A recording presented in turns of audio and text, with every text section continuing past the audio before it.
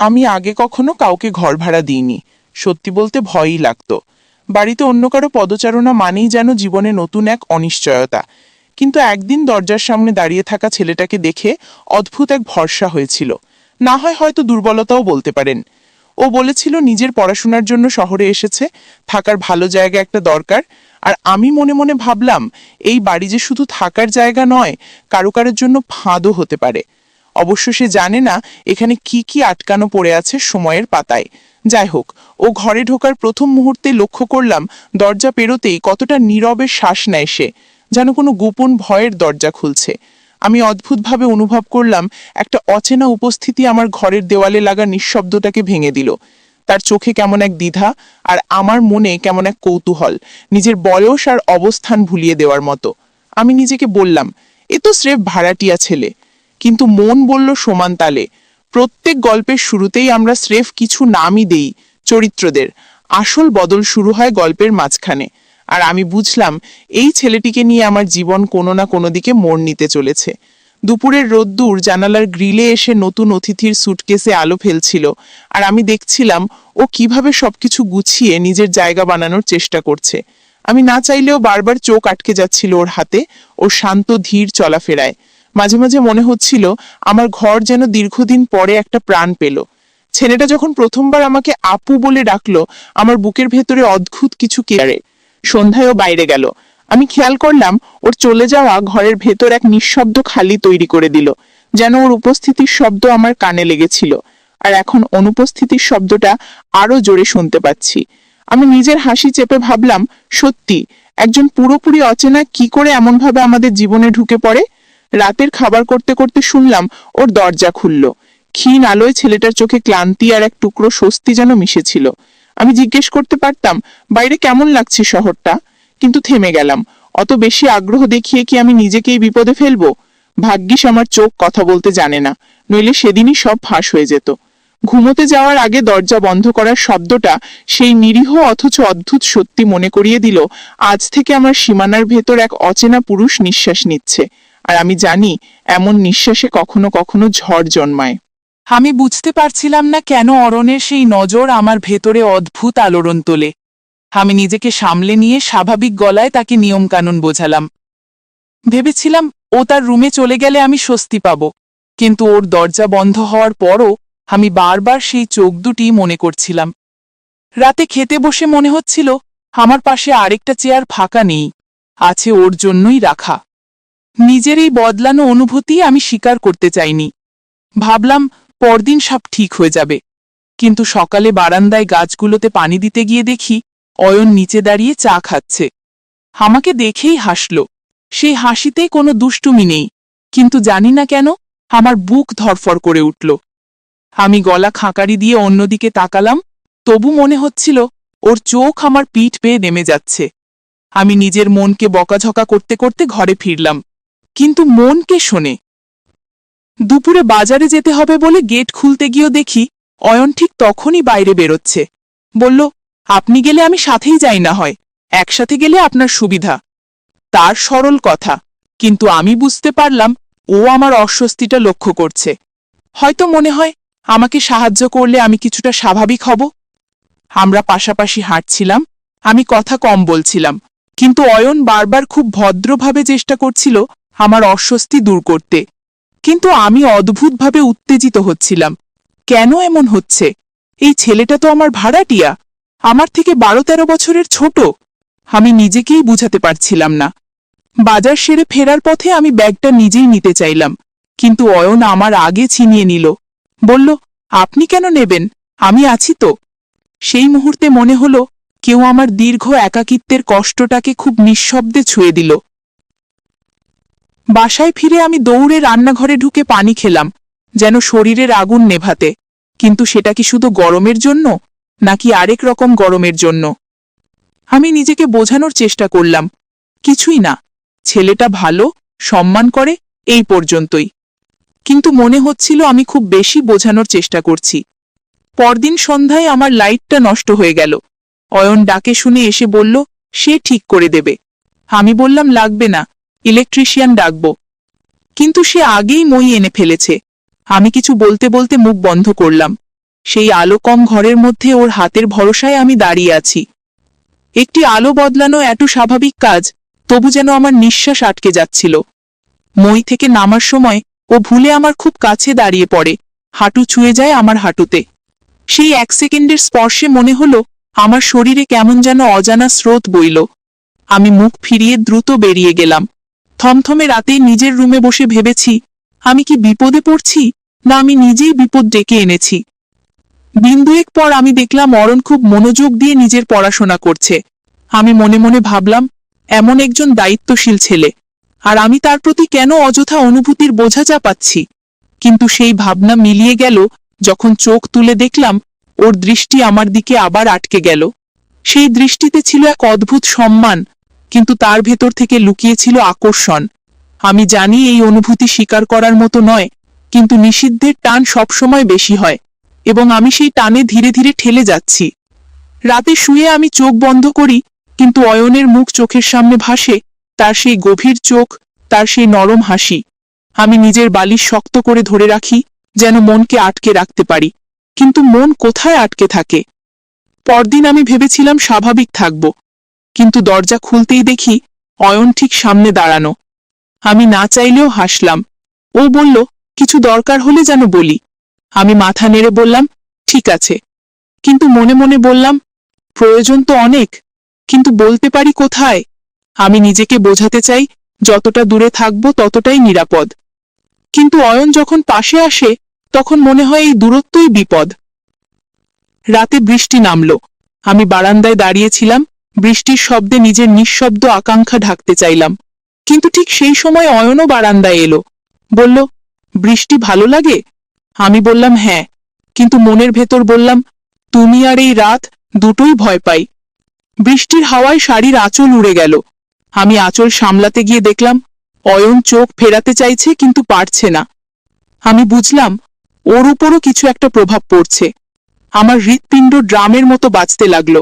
আমি বুঝলাম রাতটা লম্বা হতে যাচ্ছে, আর আমি ধৈর্য হারিয়ে ফেললে এই আকর্ষণ একদিন খুব বড় ভুলে বদলে যাবে।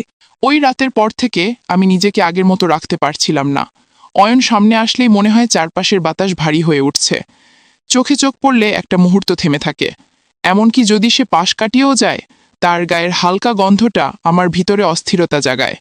আমি রান্নাঘরে দাঁড়িয়ে চা বানাচ্ছিলাম, হঠাৎ দেখি অয়ন দরজায় দাঁড়িয়ে আছে।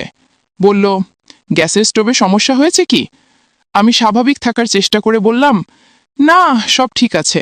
কিন্তু সে আরও এগিয়ে এলো, বলল, আমি একটু দেখছি। আমি নিরস্ত করতে চাইলাম, কিন্তু কথাটা মুখেই আটকে গেল, কারণ সে ঠিক আমার পাশে দাঁড়িয়ে, এতটা কাছে যে তার কাঁধ আমার কাঁধের সঙ্গে প্রায় ছুঁই ছুঁই। আমার হাত থেমে গেল। সেই স্টোভের নব ঘোরাতে ঘোরাতে বলল, খুব গরম পড়ছে তাই না? আমি শুধু বললাম, হ্যাঁ, কিন্তু আমি জানি এটা আবহাওয়ার গরম নয়। সে আমার দিকে তাকালো। সেই চোখে কিছু একটা ছিল, খুব শান্ত, অথচ ভিতরে জ্বলা আগুনের মতো। আমি হঠাৎ অস্বস্তি বোধ করে জল আনতে ঘুরলাম। তখনই দেখি সে না চাইলেও আমার হাতের খুব কাছে দাঁড়িয়ে। আমার আঙুল তার হাতে হালকা ছুঁয়ে গেল। সেই স্পর্শটা এত ক্ষণস্থায়ী, অথচ যেন দীর্ঘ। আমার বুকের ভেতর কেমন একটা চাপা কম্পন হলো। আমি দ্রুত হাত সরিয়ে নিলাম, কিন্তু হাতের পিঠে রয়ে গেল অদৃশ্য উত্তাপ। সে বলল, যদি কোনো কিছুতে সাহায্য লাগে বলে দিবেন। তার এই যত্নশীল কথা এখন আর নির্দোষ শোনায় না, শব্দের ভেতর চাপা একটা টান থাকে। আমি কিছু বললাম না। সে যাওয়ার সময় দরজার ফ্রেমে মাথা সামান্য ঝুঁকিয়ে দাঁড়ালো। বলল, আপনাকে কখনোই একা দেখতে ভালো লাগে না? আমি হতচকিত, কোনো শব্দ পেলাম না। তার চলে যাওয়া পথটা আমি তাকিয়ে রইলাম। আমার মনে হচ্ছিল একটা নিষিদ্ধ ভাবনার দরজায় ধীরে ধীরে খুলতে শুরু করেছে। পরের দিন দুপুরে আমি কাপড় শুকাতে ছাদের দিকে উঠলাম। অয়নও উপরে ছিল। সে হাতে একটা ভাঙা চেয়ার ঠিক করছিল।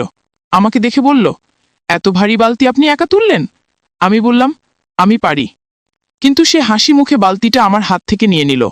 আমাদের আঙুল আবার ছুঁয়ে গেল। এবার আমি সরালাম না, হয়তো একটু দেরি করে সরালাম।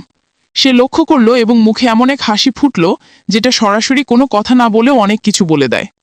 ছাদে হাওয়াটা বাড়ছিল, আমার চুল উড়ে গালে লাগছিল।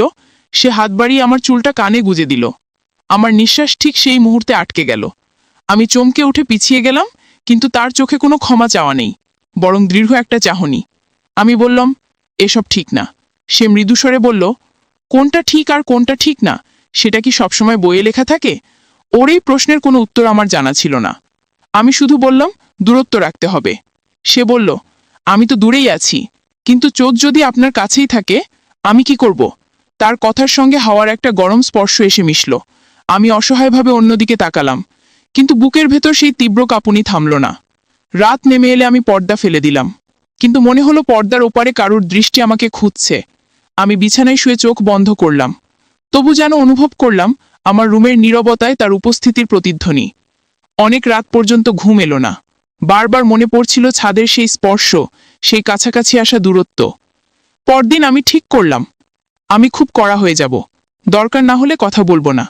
কিন্তু ভাগ্য যেন এভাবেই খেলা করে যে সে দরজায় কড়া নাড়ল, বলল, পানি লাইন নষ্ট, ট্যাঙ্কির মুখটা দেখবেন।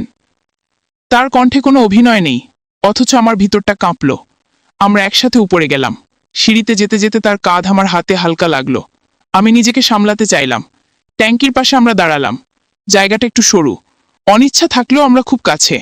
তার নিঃশ্বাস আমার ঘাড়ের কাছে অনুভব করতে পারছিলাম। আমি ভাবলাম একটু পিছিয়ে যাব, কিন্তু পিছনেই দেয়াল।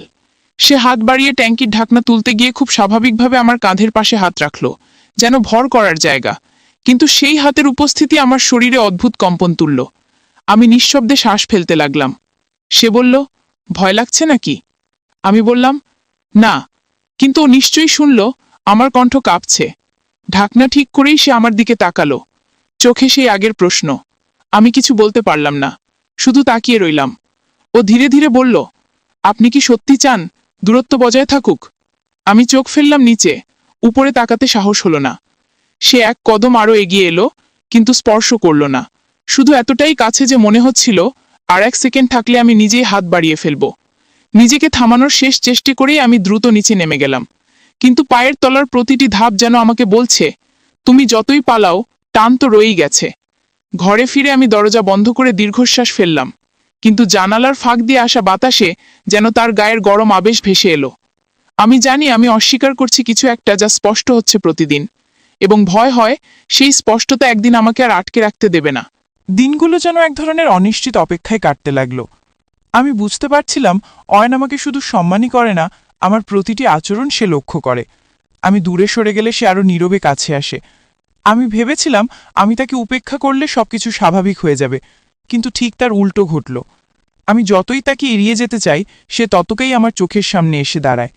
কখনো রান্নাঘরের দরজায়, কখনো সিঁড়ির কোণ ঘুরতেই, কখনো রাতে বারান্দার ছায়ায়। একদিন বিকেলে আমি অকারণে মাথা ধরায় সোফায় শুয়েছিলাম। অয়ন দরজায় কড়া নাড়ল, আমার অনুমতি নিয়ে ভেতরে এলো। তার হাতে একটা ব্যথার ওষুধ আর পানি। আমি বললাম লাগবে না, কিন্তু সে নরম স্বরে বলল, নিজের প্রতি যত্ন নেওয়া কোনো দুর্বলতা নয়। সেই কথাটা শুনে মনে হলো সে শুধু আমার শরীর না, আমার অবহেলিত অনুভূতিকেও চেনে।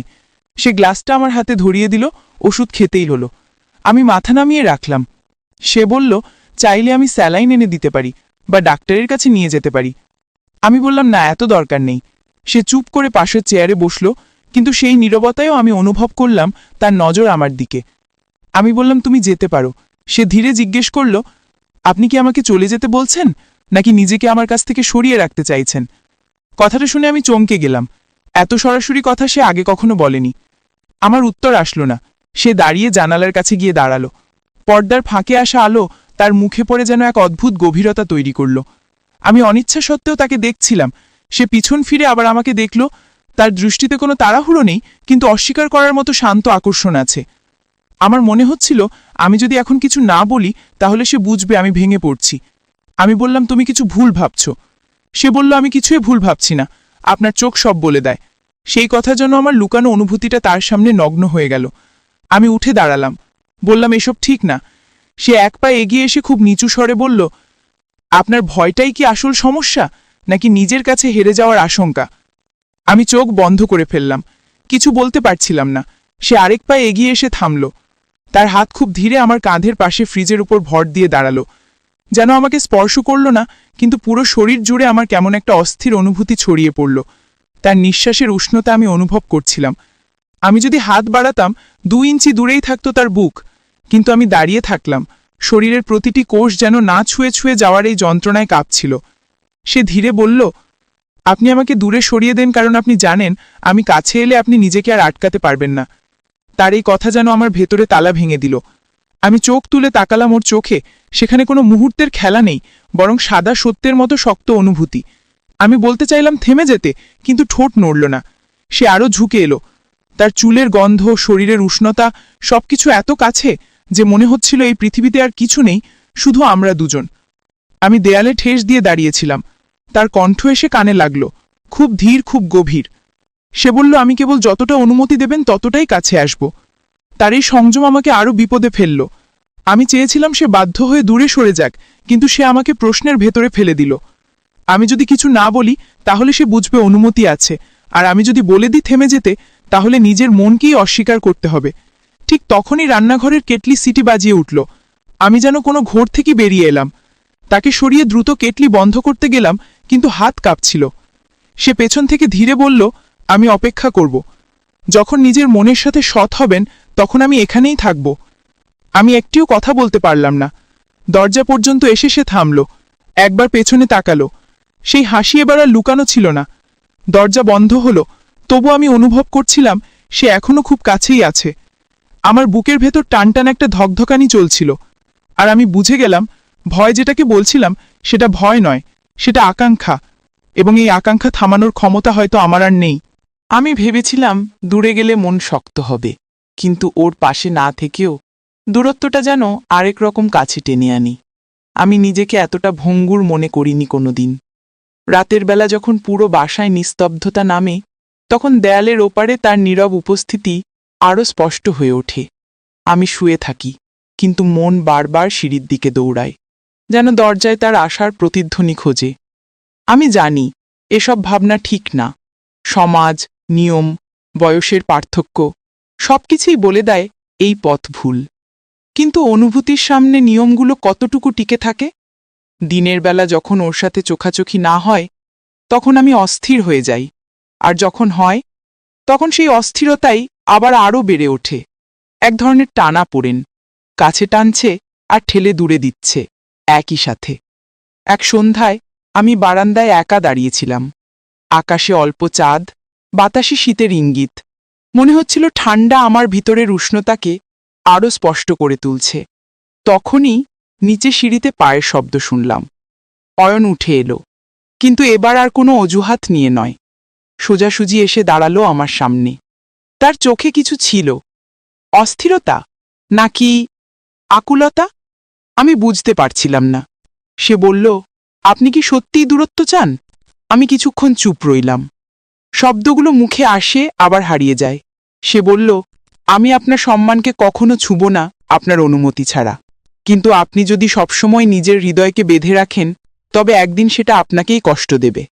আমি বললাম, তোমার বুঝতে ভুল হচ্ছে।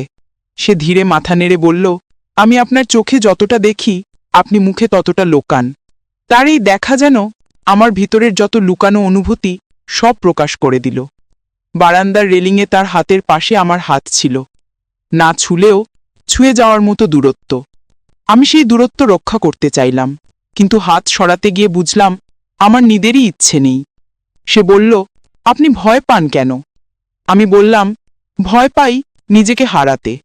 সে বলল, কখনো কখনো নিজেকে হারানো মানে নিজেকে পাওয়া। তার এই কথা শুনে আমার চোখ ভিজে উঠল। কতদিন পরে কেউ আমার ভিতরের ভয়কে বুঝল। আমি চোখ ফিরিয়ে নিলাম, যাতে সে আমার দুর্বলতা না দেখে, কিন্তু সে খুব শান্তভাবে বলল, চোখ ফেরালেই কি অনুভূতি পালিয়ে যায়? আমি আর কথা খুঁজে পেলাম না। সে খুব ধীরে আমার কাছে এগিয়ে এলো, কিন্তু স্পর্শ করল না। শুধু উপস্থিতিটাই যেন স্পর্শের থেকেও গভীর। আমার গলায় আটকে থাকা দীর্ঘশ্বাস বেরোল। সে খুব নিচু স্বরে বলল, আপনি অনেক একা হয়ে গেছেন, আর একাকিত্ব মানুষের ভেতরে আগুন জ্বালিয়ে দেয়। আমি বললাম, তোমার এসব বলা উচিত না। সে বলল, আমি যা অনুভব করি সেটাই বলছি, আপনি মেনে নিন বা না নিন। আমি নীরব হওয়ার চেষ্টা করলাম, কিন্তু নীরবতাই যেন আরও অনেক কথা বলে দিল। অয়ন বলল, আমি কখনো আপনাকে আঘাত দেব না। আপনি যতটা অনুমতি দেবেন ততটাই আপনার জীবনে থাকব। এই আশ্বাসটা আমাকে ভিতর থেকে কেঁপিয়ে দিল। কে যেন বহুদিন পর আমার রক্ষা কবচগুলো খোলার অনুমতি চাইল। আমি বললাম, আমরা ভুল করছি। সে বলল, ভুলের সংজ্ঞা কে ঠিক করে, সমাজ না মন?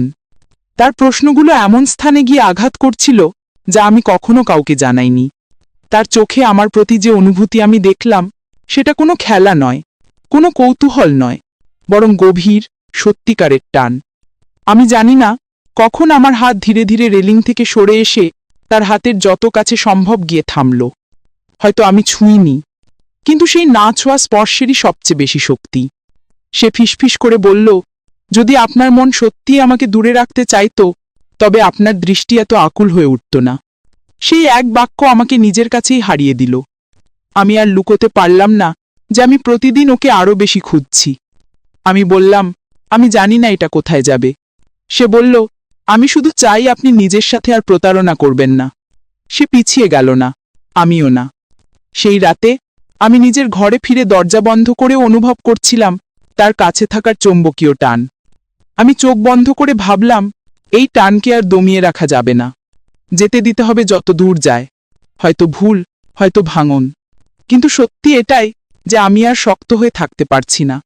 আমি তাকে চাই, যতটা বলা যায় তার থেকেও বেশি, যতটা লুকানো যায় তার থেকেও গভীরভাবে।